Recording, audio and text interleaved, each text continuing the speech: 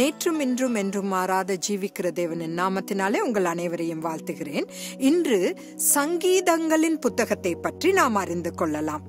சங்கீதங்களின் புத்தகம் இஸ்ரவேல் மக்களின் ஜெபம் மற்றும் பாடல் புத்தகமாகும்.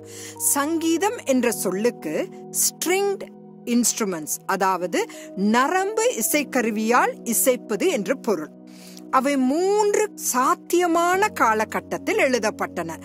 மோசே, தாவீது மற்றும் நாடு கடத்தப்பட்ட காலங்களில் எழுதப்பட்டன. ஒவ்வொரு சங்கீதமும் தேவனின் பண்புகளை மகிமைப்படுத்துவதற்காக இயற்றப்பட்டது. மேலும் தேவ பிள்ளைகள் இந்த மண்ணுலக வாழ்வில் சந்திக்கக்கூடிய சவால்களையும் அவர்கள் அனுபவிக்க கூடியவற்றையும் விவரிக்கிறது. சங்கீதம் 1 மற்றும் சங்கீதம் 139க்கு இடையில் 6 முறை சங்கீதக்காரர்கள் தேவன் எல்லாவற்றையும் அறிந்திருக்கிறார் என்று கூறியுள்ளனர். சங்கீதத்தை விவரிக்க பயன்படுத்தும் சில வார்த்தைகள் உண்மையில் அவற்றை நாம் நன்கு புரிந்து கொள்ள நமக்கு உதவக்கூடும். நான் முதலாவதாக ஷிகாயோன் என்ற வார்த்தையில் தொடங்குகிறேன்.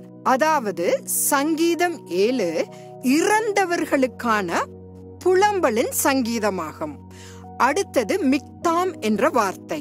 இது பொதுவாக தங்கத்துடன் தொடர்புடையது. அதன் உயர்ந்த ரகத்தை வெளிப்படுத்துகிறது.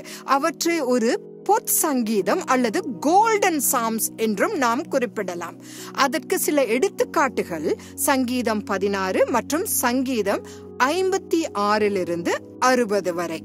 இதன் இரண்டாவது அர்த்தம் ஒரு வினை சொல்லாகும், அதாவது பாவத்தை நிவர்த்தி செய்தல் என்று பொருள்படும்.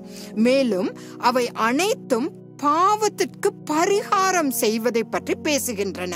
மூன்றாவது வகை சங்கீதம் ஒரு மஸ்கீல். இதற்கு உதாரணங்கள் சங்கீதம் 32 மற்றும் 12 பிற சங்கீதங்களாகும். இது ஒரு நுண்ணறிவை அல்லது ஒரு அறிவுரை கவிதையை வெளிப்படுத்தும் ஒரு வினைச்சொல்.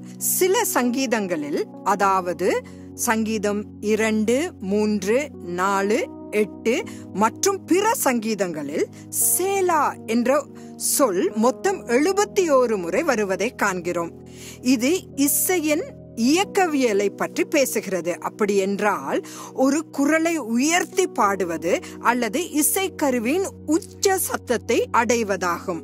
மேலும் இது இடைநிறுத்தம் என்றும் பொருள்படும். நாம் அதை படிக்கும் போது அல்லது பாடும் போது அவ்விடத்தில் நிறுத்தி தியானிக்கும் அல்லது சிந்திக்கும் காலத்தை குறிக்கிறது. மார்ட்டின் லூத்தரும் ஜான் கால்வினும் சங்கீதத்தை பற்றி என்ன சொன்னார்கள் என்பதோடு நான் முடித்துக் கொள்கிறேன்.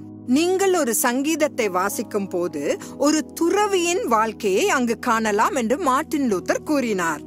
ஜான் கால்வின் சங்கீதங்களை வாசிப்பதன் மூலம் நம்முடைய இருதயத்தை அறிய முடியும் என்று எழுதுகிறார். ஒவ்வொரு சங்கீதமும் நம் பெயரை சொல்லி நம் முகவரியையும் கொடுக்கிறது. வேதாகமத்தில் சங்கீதங்கள் எப்படிப்பட்ட இடத்தில் வைக்கப்பட்டிருக்கின்றன என்று நாம் இதிலிருந்து உணர்ந்திருப்போம் என்று நான் விசுவாசிக்கிறேன். மறுபடியும் நாளை சந்திக்கலாம். ஆமேன்.